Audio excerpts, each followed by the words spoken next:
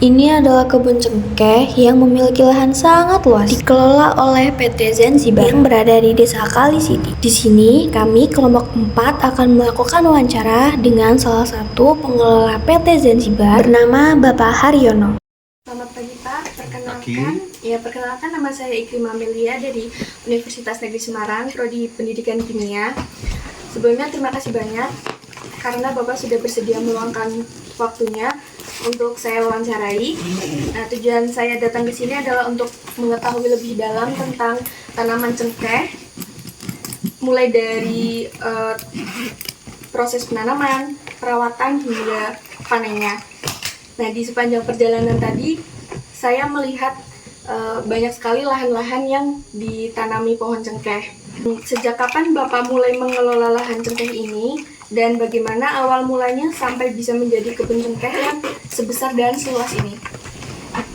Gini ya, jadi saya cerita dulu. Jadi sistem budidaya tanaman itu sebanyak ada 9. Yang pertama itu namanya adalah persiapan lahan.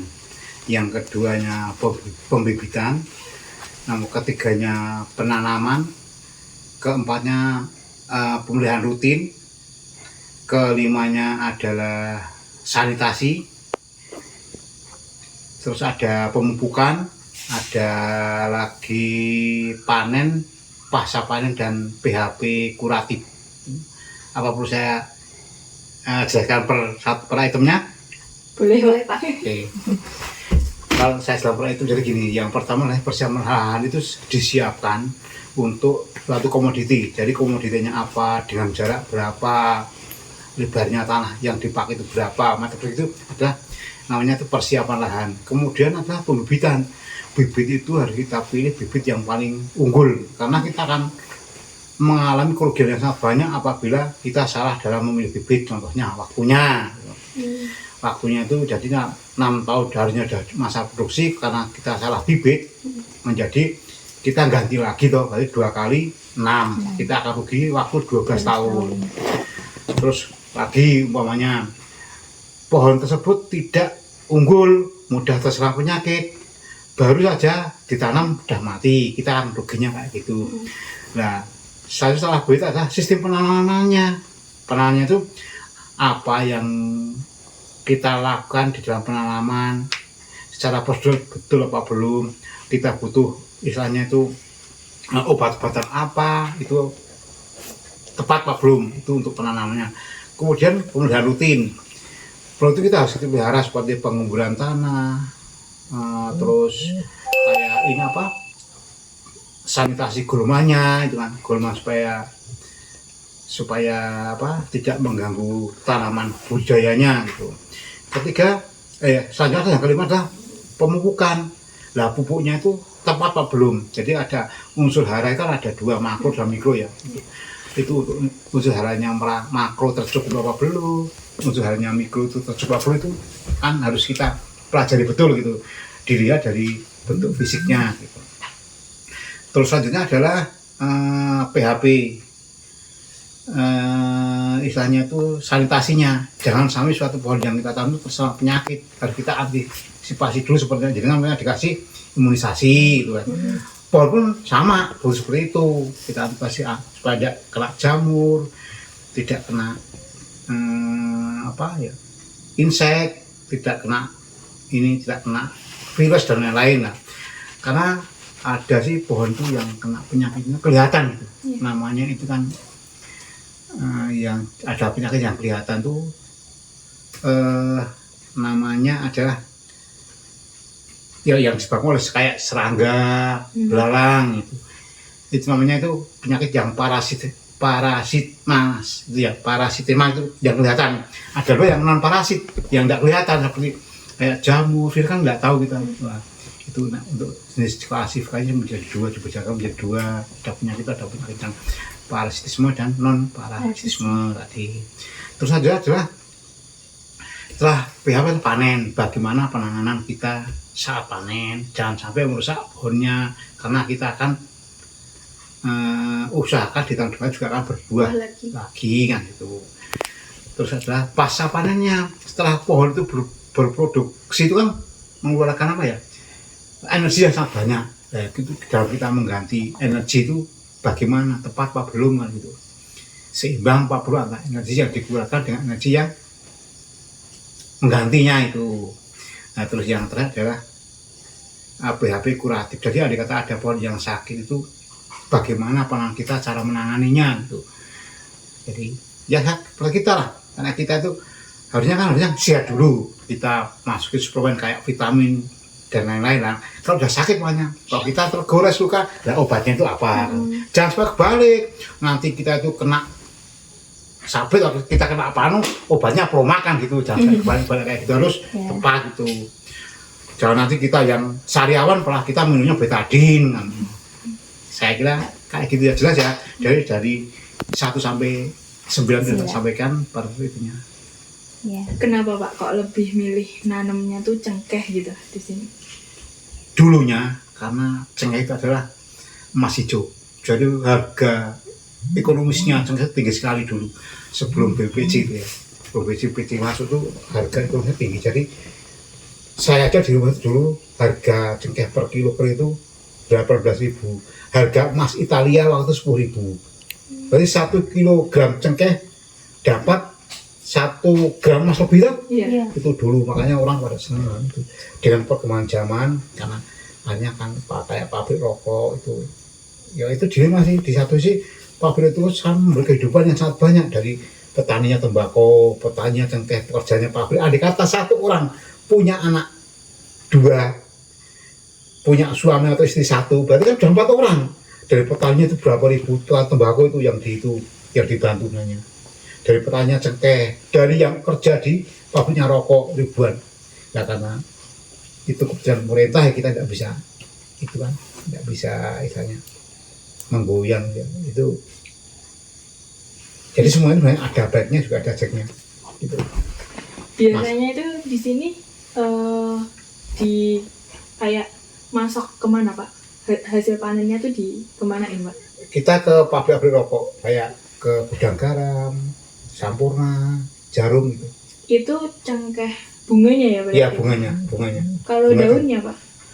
Nah daunnya biar dulu disuling sendiri ya, kita kirim ke Indiso itu minyaknya asini. Karena ini harganya lagi jatuh jadi kita tidak dibuat karena kiranya belum memenuhi pokok produksinya gitu. Masih rugi mungkin kalau kita suling sekarang. Jadi cuma sekarang tuh ya Pak, dikirim ke pabrik-pabrik rokok? Iya, dengan ketentuan syarat tertentu. Kalau itu Pak, kayak di obat-obat gitu? Ada juga ya di obat-obat juga kayak parfum lah gitu ada. Tapi kan itu masih kecil gitu. Kita pernah juga dari OGM lah di sini lama tentang kualitas cengkeh sini untuk dibuat ke farmasinya itu. Tapi belum bisa terserap ke situ semua. Masih sebagai besar ke pabrik rokok. Nah menurut Bapak nih manfaat cengkeh tuh apa aja ya Pak? Ya seperti obat-obatan juga bisa kan, parfum itu mungkin bisa, dan rokok itu salah satu yang mungkin di daerah yang lebih dingin jadi rempah itu kan sangat lebih dibutuhkan gitu. Kayak di Eropa kita mungkin berproduk hasil rempah itu di sana butuh sekali gitu. Pernah ekspor keluar juga Pak? Saya tidak tahu persis kalau itunya, kayaknya kita belum kayaknya. Ya mungkin dari pihak bayarnya saya tidak tahu, dari kita belum. Tahu sepengetahuan Bapak nih, kalau manfaat dari untuk tubuh manusia itu gimana Pak? Cengkeh itu? Nah kan kayak minyak atsiri itu bisa untuk minyak gosok, itu penghangat tubuh mungkin kayak gitu salah satunya. Kalau itu Pak, itu kan manfaatnya ya. Kalau misal kita kebanyakan konsumsi cengkeh itu ada buruknya nggak sih buat Nah, kita? kok kita konsumsi cengkeh yang gimana ya kita konsumsi? Kan ada Pak yang buat obat sakit gigi itu.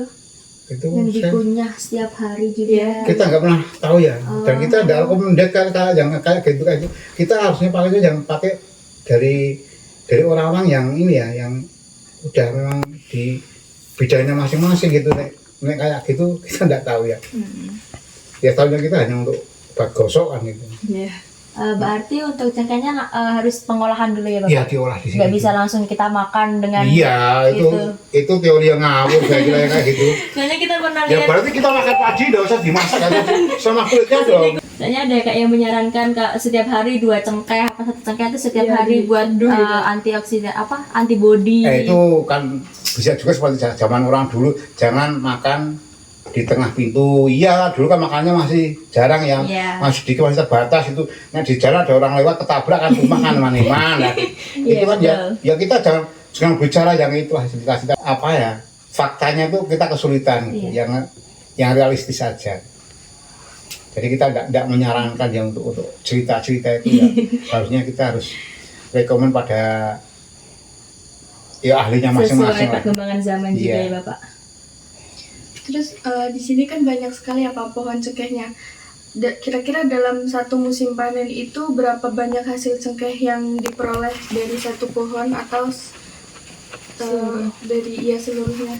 Jadi gini, pohon cengkeh yang kita tanam masih sangat tergantung sekali dengan yang namanya cuaca dan iklim. Jadi cengkeh itu akan berbuah apabila dalam 1 tahun paling tidak ada 2 bulan yang curah hujan di bawah 100. Jadi kalau dalam 1 tahun itu curah hujannya di atas 100 semua, tidak akan berbuah. Gitu. Jadi hampir tiap tanaman pertanian yang tahunan ya, jadi tanaman ada tanaman musiman, kayak sayur-sayuran, padi musiman ya, ada yang multi musim, kayak pisang tuh, sepanjang kita bisa ngasih air akan panen sepanjang tahun tuh. Ada yang tahunan kayak cengkeh, buah-buahan, yang lain itu tahunan. Nah itu rata-rata pohon yang produksinya tahun itu akan tergantung sekali dengan musim. Beda dengan yang kita nanamnya mungkin di dalam greenhouse gitu, kita bisa kita istilahnya itu kita hitung kebutuhan kelembabannya berapa, pupuknya berapa, bisa terhitung betul gitu. Kalau di ini kan di kebun, di pupuk pun bisa aja pupuknya harusnya itu sekilo yang dikasihkan dimakan 1 kilo, kena hujan kan bisa leceng semua, yang kemakan cuma 2%-nya saja. Itu bisa, itu resiko tanaman yang di alam langsung itu kayak gitu. Jadi tidak bisa menghitung pasti, tapi iklim dan musim itu, cuaca itu sangat mempengaruhi sekali. Pernah nggak Pak dalam setahun itu nggak panen? Panennya terus mana, cengkehnya ada panen kecil, panen sedang, panen besar gitu.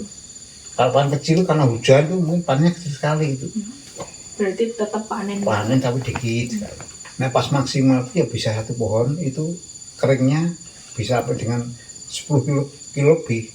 Berarti jualnya tuh udah dalam cengkeh kering. Iya, udah cengkeh kering dan udah ada apa ya katanya, rekomendasinya itu ada ketentuan kadarnya berapa, kebersihannya berapa, kotorannya berapa, itu ada.